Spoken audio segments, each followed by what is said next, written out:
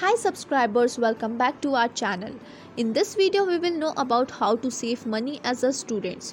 Once you start earning, the urge to buy things also increases. So we will discuss some points by which you got to know how to live effectively. Also see our previous video to know how to earn as a student. We hope they are useful for you all. So before any further ado, let's get into the video. So first one is buy second-hand goods.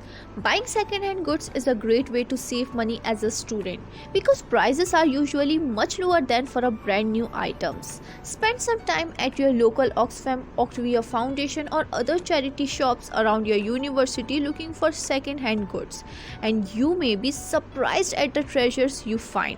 High quality clothes, vintage accessories, interesting little ornaments or antique books, and all for a bargain price.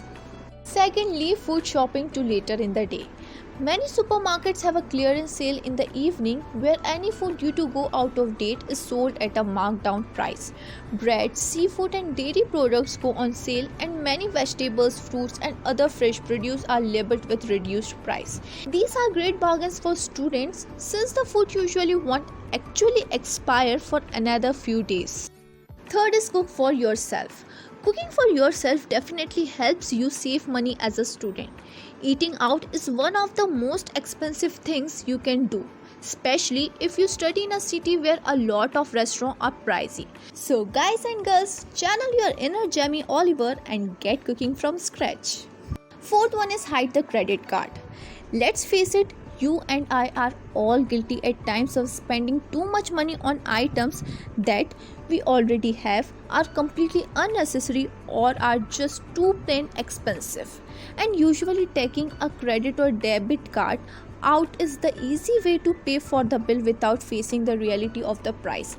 Many students are tempted by credit cards to buy now and pay at a later date. But this bad habit may lead to overspending or huge bank debt when the end of the month comes. So fifth one is search for free entertainment. Many people think having fun means spending lots of money on movies, parties, club, theme park or other local attraction. In fact, there are many types of free entertainment available in any city. It just requires a little extra effort and dedication to find. Consult the internet and maybe start from website like timeout.com where you can search for all kind of things to do for free of charge.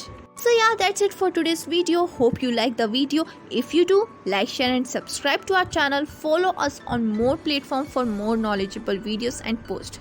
So yeah, thank you so much for watching our video.